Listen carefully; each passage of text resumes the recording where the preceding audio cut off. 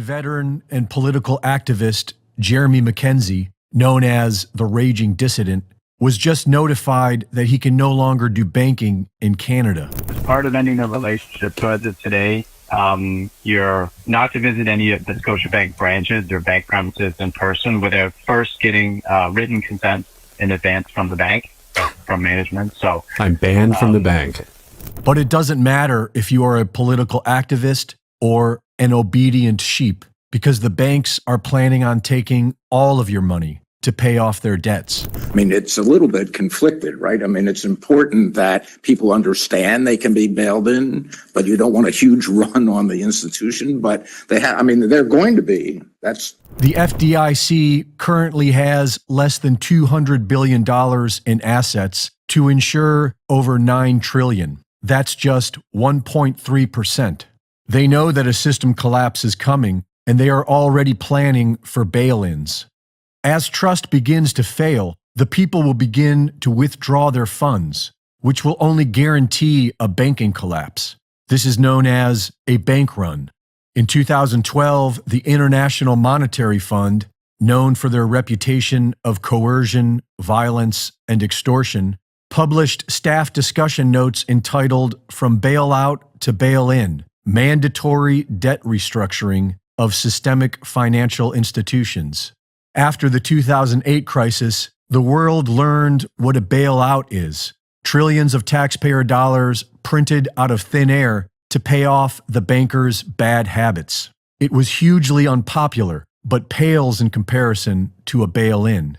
So what exactly is a bail-in? It is officially obfuscated with elaborate equations, but to put it simply, it is when the bank steals your money directly from your account. They called it haircuts when they did it in Cyprus back in 2013, which the courts later ruled was legit. And a recent video on TikTok shows that the new bail-ins may have already begun. So I'm a Bank of America and everybody's missing money. I'm also missing money over $1,300, and they're telling me to call customer service. And they keep hanging up on people. This another person here is also missing money. So we're trying to see what's going on. Money's missing today, and we need our money. And they're already telling us to call customer service, and customer service ain't doing nothing about it. So just a heads up, if anybody's experiencing this, please let us know, because this is not right. I'm missing $1,400 from my account, and they're telling me that there's no way they can help us. This guy's missing money too. This other person is missing money too. And you missing money too? There you go. So this is not something that's just one person. This is everybody's happening to them. And this is crazy. This is very crazy. Yes, Bank of America decided to take people's money without their consent.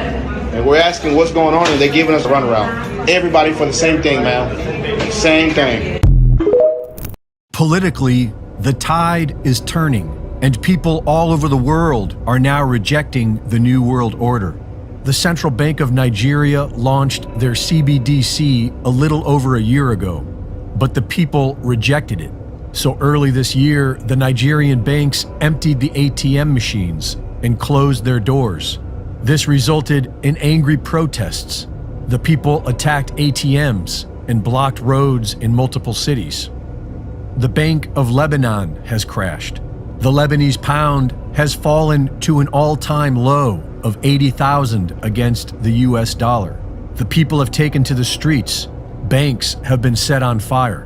The rise in Fed rates has officially killed America's biggest lender, Silicon Valley Bank. The FDIC shutters Silicon Valley Bank. $152 billion of uninsured deposits are destroyed. The rise in Fed rates also killed Silvergate Capital. Several regional bank stocks have plummeted as a result of the Silicon Valley Bank and the Federal Reserve's rate hikes. The housing market is collapsing as well. The majority of commercial real estate loans are lent by small banks. Massive short bets are now happening in the commercial real estate market.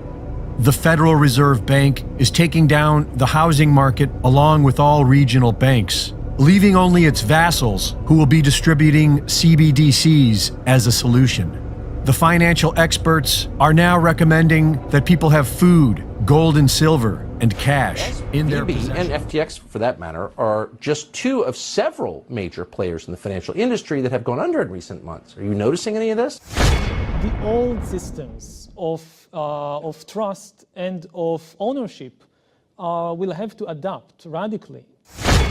So how does a system functions when no human really understands it? Only a catastrophe can shake humankind and open the path to a real system of global governance. This is Richard Werner, the top academic scholar in the world on central banking. The nature of this CBDC, what is it actually going to look like? They never talk about that. Right. But I heard one European central banker tell me what it's going to look like. And it was around this large and would be implanted under your skin. CBDC. If that happens, we're done. How concerned are you about the collapse of the U.S. dollar, sir? It's the end of the dollar system.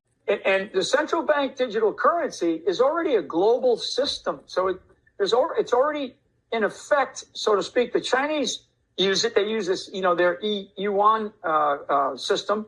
But this is a way to control whether or not you can spend the money that you actually earn. The nature of money is going to change quite dramatically. The old systems of trust and of ownership will have to adapt radically. We are about to face one of the greatest periods of uncertainty in American history. If you're a customer with Wells Fargo, you may have had a little scare as you logged into your online account today. You logged on and saw you were missing a whole bunch of money. Well, according to downdetector.com, still almost 100 issues reported about 30 minutes ago. And this morning, the bank said in a statement that some customers' direct deposits transactions weren't showing up. Wells Fargo initially said there was a technical issue to blame for the wrong bank balances. And we spoke with a financial advisor to get advice on what you can do to protect yourself. If possible, to have some sort of overdraft protection on your accounts, so something like this does happen again while the process is being worked on, that you're not overdrawn. That's a little bit difficult for some people, probably many people right now.